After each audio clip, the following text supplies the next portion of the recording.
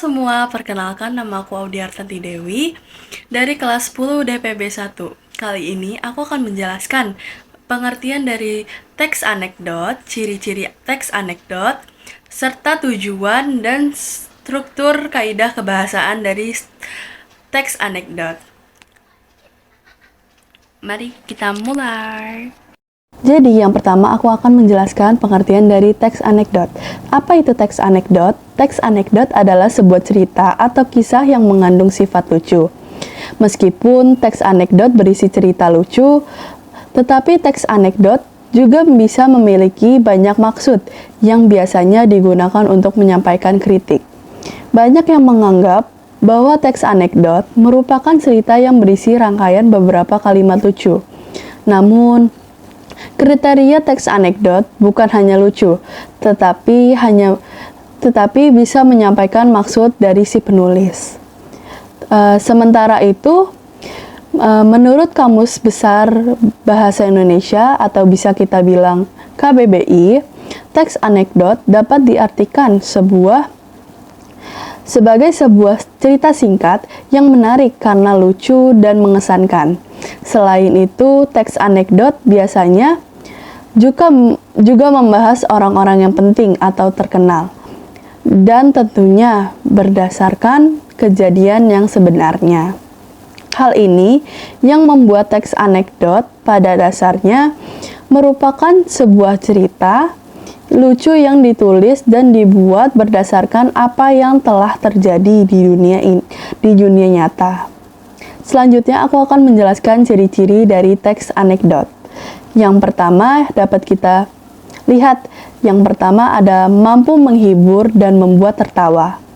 Hal ini berarti teks anekdot memuat beragam kisah lucu atau humor. Yang kedua, memiliki sifat menggelitik. Hal ini, teks anekdot dapat membuat setiap orang yang membacanya akan merasa terhibur dengan kisah lucu yang terdapat di dalam teks tersebut. Yang ketiga, memiliki sifat menyindir. Dalam beberapa kisah teks anekdot ditemukan banyak yang dipakai sebagai media untuk menyindir sesuatu, baik itu orang maupun kelompok. Yang keempat, bisa jadi mengenai orang penting karena tidak ada aturan yang ketat untuk membuat teks anekdot. Hal ini dijadikan teks ini biasa digunakan untuk membahas orang-orang yang penting. Yang kelima adalah memiliki tujuan tertentu. Tidak seperti teks yang lain, teks anekdot lebih fleksibel untuk dibentuk sesuai keinginan dari penulis. Jadi yang keenam ada kisah yang hampir disajikan hampir menyerupai dongeng. Orang yang hendak menulis membuat sebuah cerita lain yang sebenarnya berhubungan dengan kehidupan saat ini. Yang ketujuh ada menceritakan tentang karakter hewan dan manusia sering berhubungan secara umum dan realistis. Selanjutnya aku akan menjelaskan tujuan dari teks anekdot. Yang pertama, membangkitkan tawa para pembaca.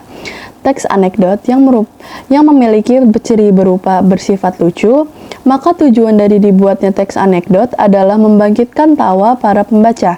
Oleh karena itu, dalam membuat teks anekdot dibutuhkan kemampuan dalam memahami selera humor yang sesuai dengan sesuatu keadaan.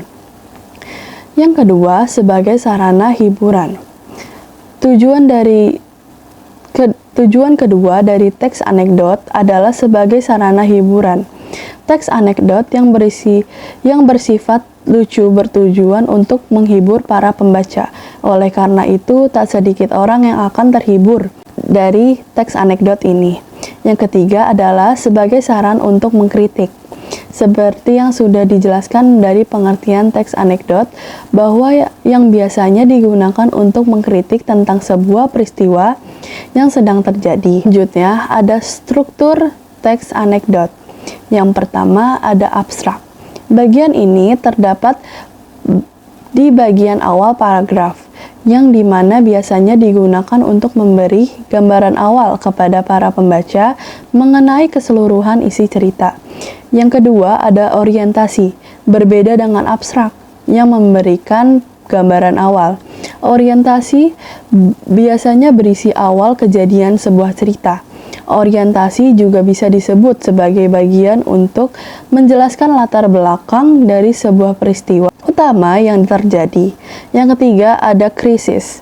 Setelah para pembaca mengetahui awal cerita dari teks anekdot, krisis akan menjadi bagian dari cerita yang bertugas untuk memberikan penjelasan mengenai masalah utama dari teks anekdot yang telah dibacanya tersebut. Yang keempat, ada reaksi. Reaksi sendiri merupakan bagian dari yang digunakan untuk melengkapi suatu cerita. Reaksi ini biasanya digunakan untuk menyelesaikan masalah dalam sebuah cerita teks anekdot. Yang terakhir ada koda. Setelah keseluruhan cerita yang sudah tersampaikan, koda dapat digunakan sebagai penutup sekaligus pemberian pesan dari penulis cerita teks anekdot tersebut. Yang materi terakhir yang dapat saya sampaikan adalah kaidah kebahasaan teks anekdot. Yang pertama, menggunakan kata keterangan waktu lampau. Yang kedua, menggunakan kata penghubung. Yang ketiga, menggunakan kata kerja. Yang keempat, menggambarkan urutan peristiwa berdasarkan waktu. Yang kelima, menggunakan jenis pertanyaan retoris, yaitu kalimat pertanyaan yang tidak mengharuskan untuk dijawab. Yang dapat saya sampaikan, kurang lebihnya saya mohon maaf yang sebesar-besarnya. Sekian, terima kasih. Audio Jungle.